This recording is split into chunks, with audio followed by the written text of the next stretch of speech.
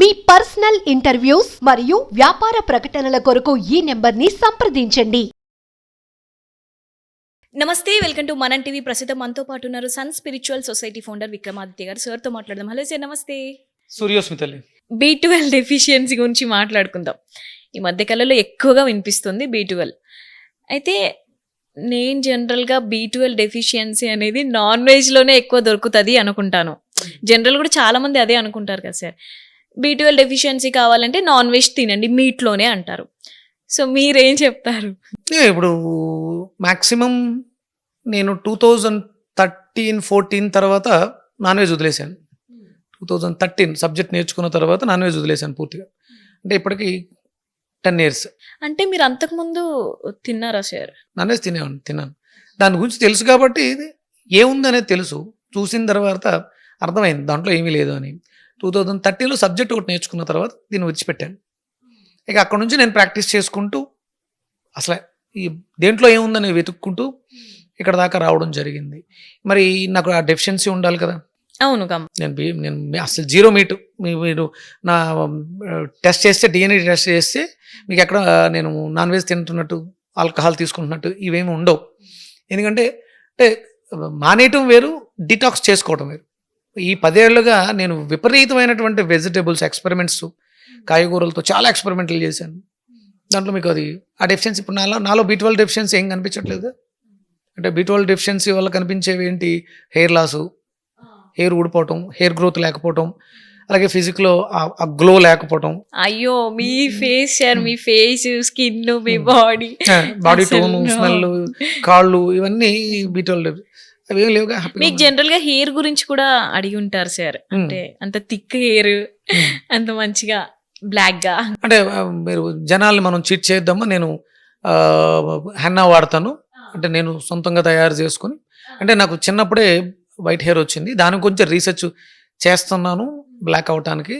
కానీ ఆ థిక్నెస్ అయితే ఉంటుంది. థిక్నెస్ ఉండే కొలది ఇంతకు ముందు కన్నా బాగా థిక్నెస్ పెరిగింది. నేను ఒక ఫార్ములా కనిపెట్టాను, నా మీద ప్రయోగం చేసుకుని బాగుంది, అది వర్కౌట్ అయ్యింది. గ్రోత్ బాగా పెరిగింది. ఏజ్ తో సంబంధం లేకుండా గ్రోత్ వస్తుంది. ఇక బ్లాక్ అనేది మారాలి, టైం పడుతుంది. అంటే 20-25 ఏజ్ వాళ్ళకి ఇక్కడ బాల్ హెయిర్ వచ్చేస్తుంది. మీరు 50కి దగ్గరలో ఉన్న అసలు థిక్ హెయిర్ సార్ మీది, చాలా మంచిగా ఉంటుంది. దాని మెయింటెనెన్స్ కంపల్సరీ. ప్రతిరోజు నేను వాకింగ్కి వెళ్లే ముందు ఆయిల్ పెట్టుకుని వాకింగ్కి వెళ్ళిపోతాను. కంపల్సరీ ప్రతిరోజు ఆయిల్ పెడతాను, అప్లై చేయాలి కంపల్సరీ, అవసరం, అందరూ కూడా చేయాలి అది. తర్వాత న్యాచురల్ కుంకుడుకాయ షాంపూ తోటే డ్రై వాష్ చేస్తాను. డైలీ వాష్ కొంచెం ఒక 20 ఏళ్ళగా నాకు డైలీ వాష్. నేను హెయిర్ వాష్ చేయకపోతే ఉండలేను. ఇప్పుడు కూడా కుంకుడుకాయలు వాడుతున్నా, ఇప్పటికీ కుంకుడుకాయలు వాడుతున్నా. అయినా సిల్కీగా ఉంటుంది, స్మూత్ గానే ఉంటుంది, చాలా బాగుంటుంది, నో ప్రాబ్లం. B12 అనేది అంటే జనరల్ గా అపోహ, కేవలం మీట్లో మాత్రమే దొరుకుతుంది అనేది అపోహ. మనకి B12 మన బాడీయే తయారు చేస్తుంది. దానికి ఆ మెటీరియల్ మనం ఇస్తే. న్యాచురల్గా కూడా మనకి ఇప్పుడు మామిడి టెంక జీడిలో B12, విపరీతమైనటువంటి B12 దొరుకుతుంది. ఇప్పుడు అంటే B12 మీట్లో ఉంది, వాళ్ళు పచ్చి మీట్ మీద చేసి ఉంటారు, కర్రీ మీద చేసి ఉండరు. లేకపోతే నాన్ వెజిటేరియన్ కర్రీస్లో B12 ఉంటుంది అని చెప్పి ఉండొచ్చు. మటన్లో అంటే రెడ్ మీట్ లో B12 ఎక్కువ ఉంటుంది. రెడ్ మీట్ మరి ప్రాసెస్ చేసిన తర్వాత ఎవరైనా టెస్ట్ చేసి ఉంటాడా? నాకు ఒక డౌట్ వచ్చింది. ఇప్పుడు విపరీతంగా దాన్ని కుక్ చేయాలి, నార్మల్ కుకింగ్. తర్వాత మరి ఎవరో చేసి ఉండరు, అది బయటికి రాలేదు.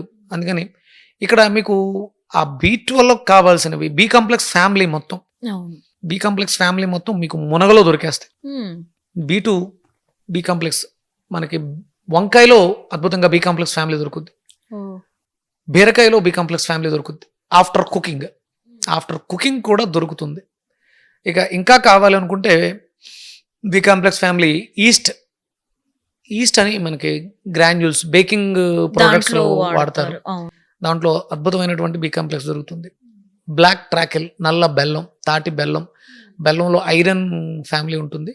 మీరు కలిపే కాంబినేషన్స్, నువ్వులతో కలిపితే ఒక కాంబినేషన్ B కాంప్లెక్స్ ఫ్యామిలీ వస్తుంది.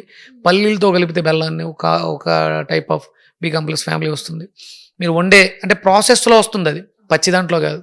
మీరు ప్రాసెస్ చేసిన తర్వాత కూడా అద్భుతమైనటువంటి అంటే మీ బాడీలో ఉండాలి B12 అనేది. మీరు బయట నుంచి తీసుకుంటే ఇవాళ వాడేసి వెళ్ళిపోద్ది, మరి రేపు అది ఎప్పటికప్పుడు బాడీ తయారు చేసుకునే విధంగా ఉండాలి. రోజు మాంసం తినొచ్చా అంటే ఇవాళ తినొచ్చేమో, ఇవాళ తిన్నారు, అది తిన్న తర్వాత అది అరగటానికి తీసుకునే టైం ఎంత? 24 hours. ఒక సింహం ఉంది, ఒక జంతువుని వేటాడింది, ఆ రోజు సరిపడా తినేసింది, మళ్ళీ ఒక 2-3 రోజులు అది అక్కడే పక్కనే ఉన్న పొరపాటును కూడా టచ్ చేయదు, ఎందుకంటే తిన్నది పూర్తిగా అరిగేంత వరకు 2-3 రోజులు. అలా ఉంటున్నారా మీరు? లేదు లేదు. ఇవాళ మధ్యాహ్నం తిన్నాం, ఇవాళ నైట్ తిన్నాం, రేపు మళ్ళీ మధ్యాహ్నం తిన్నాం, రేపు నైట్ తిన్నాం, ఇలా తింటూనే ఉన్నాం. దానివల్ల ఆరోగ్యం పూర్తిగా పాడైపోతుంది. రెడ్ మీట్లోనే దొరుకుతుంది అనుకుంటే అపోహ. మీకు వెజిటేరియన్ జంతువులు బలహీనంగా ఉంటాయి, B12 డెఫిషియన్సీ తోటి ఉంటాయి. అవును. నాన్ వెజిటేరియన్ యానిమల్స్ విపరీతమైనటువంటి బలంతో ఉంటాయి, B12 తోటి ఉంటాయి. అవునా? సింహం అవును. బలంగా సింహం ఉంటుంది, బలం. చాలా బలంగా ఉంటుంది. సింహం కన్నా బలమైన జంతువు లేదా? ఆ. వెజిటేరియన్ ఆ. లేదా జనరల్ గా సింహమే అంటారు కదా. కదా? ఆ. ఏనుగుకి ఎదురుకుండా వెళ్ళి ఫైట్ చేయమని సింహం లేదు. అది వెజిటేరియన్, చెరుకు గడలే తింటుంది. మరి దాని మాంసంలో B12 ఉంటుందా ఉండదా? దేంట్లో సార్? యానిమల్ మీట్ లో అది వెజిటేరియన్ కదమ్మా. సింహం నాన్ నాన్ వెజిటేరియన్, వెజిటేరియన్. దాంట్లో B12 బాగా దొరుకుతుంది. ఎలిఫెంట్ లో B12 డెఫిషియన్సీ ఉండాలిగా. ఉండదు, కానీ అది బలంగా ఉంటది. అంటే మనం తినే ఫుడ్ కాదు, మన ప్రవర్తన, మన ఆహార్యం, ఇదే మన B12 తయారీ. మనం దాని గురించి ఆలోచించట్లేదు. ఎప్పుడు ఎవడు సంపాదిస్తాడా, ఎవడు కడతాడా, వాడిది ఆక్రమించేద్దామా అనుకుంటాం. మన బాడీకి అవకాశం ఇవ్వాలి, ఉమ్. సెల్ఫ్ ఇమ్యూనిటీని డెవలప్ చేసుకునే అవకాశం శరీరానికి ఇస్తే శరీరం తయారు చేస్తుంది. ఇవన్నీ ఎక్కడున్నాయి? B12 ఉంది. B12 తింటేనే B12 డెఫిషియన్సీ తగ్గుద్ది అన్నప్పుడు ఒక పసిపిల్లాడు, అప్పుడే పుట్టిన పసిపిల్లాడిలో B12 డెఫిషియన్సీ ఉంటే నువ్వు మాంసాన్ని జ్యూస్ చేసి పట్టేస్తావా? లేదు. తల్లి పాలలో ఉన్నటువంటి పోషకాలతో వాడు B12 వృద్ధి చెందుతుందిగా. అంటే ఇప్పుడు అంటున్నారు కదా సార్, పెరుగుతున్న కొద్దీ ఏదైనా డిసీజ్ సంథింగ్ ఏదైనా వస్తే B12 డెఫిషియన్సీ అది ఇది అనేసి ఈజీగా చెప్పేస్తున్నారు కదా. అది ఇప్పుడు మీరు పుట్టిన వెంటనే బిడ్డలో B12 డెఫిషియన్సీ ఉంటే ఏం చేస్తారు? ఉమ్. ఒక బేబీ బోర్న్ అయిందమ్మా, B12 డెఫిషియన్సీ వచ్చింది, దానికి మీటైన సొల్యూషన్ లేదులే. అలా అని చెప్పేసి high dose injections, high dose medicines ఇస్తే బేబీ బతుకుద్దా? లేదు. తల్లి పాలలో ఉన్నటువంటి పోషకాలతో తను తయారు చేసుకుంటుంది. అప్పుడు తల్లికి మనకంటే ఆయుర్వేదం ఏం చేస్తుందంటే తల్లికి ట్రీట్మెంట్ చేస్తుంది. తల్లి తినే పదార్థాలు బాగుండే విధంగా, పోషకాలు ఉండే విధంగా తల్లిని ట్రీట్ చేస్తుంది. తల్లి పాలలోంచి పోషకాలు వస్తాయి. అప్పుడు B12 ఎక్కడి నుంచి వచ్చింది? ఉమ్. పాలలో వచ్చింది. పాలల్లో నుంచి. అవును. ఆవిడకేమీ నాన్ వెజ్ పెట్టాల్సిన అవసరం లే. ఆవిడ ఆరోగ్యకరమైనటువంటి నువ్వులు, బెల్లం ఇలాంటివే పెడతారు పథ్యాలు. అవును. ఇప్పుడు ఐసీయూలో ఉన్న పేషెంట్ ఉన్నాడమ్మా, బలహీనంగా ఉన్నాడు, డాక్టర్లు మాంసం పెడతారా? లేదు లేదు. ఆపరేషన్ అయ్యింది వెంటనే ఇమీడియట్గా మాంసం పెడతారా? ఫుడ్ అయితే పెడతారు. మరి అది అక్కడ ఆ డెఫిషియన్సీకి ఎందుకు స్ట్రాంగ్ ఫుడ్ పెట్టరు? ఉమ్. అంటే లోపల ఒక సిస్టమ్ ఉందని వాళ్ళకు కూడా తెలుసు, ఇది అందరికీ తెలుసు, కానీ మనం వాదిస్తాం, మూర్ఖత్వంగా వాదిస్తాం, మొండిగా వాదిస్తాం. ఉమ్. మన శరీరానికి ఆ స్పృహనిద్దాం, ఆరోగ్యకరమైనటువంటి పోషక విలువలు ఉన్నటువంటి ఆహారాన్ని భుజిద్దాం, శరీరాన్ని పుష్టిగా పౌష్టికంగా తీర్చిదిద్దుకుందాం, ఆరోగ్యంగా ఫ్లెక్సిబుల్గా. మంచిగా వెజిటేబుల్స్ జ్యూసెస్ తీసుకుంటూ. రా వెజిటేబుల్స్ కానీ రా ఫ్రూట్స్ కానీ అవసరం, పర్యావరణానికి అవసరమే, మనకి అవసరమే.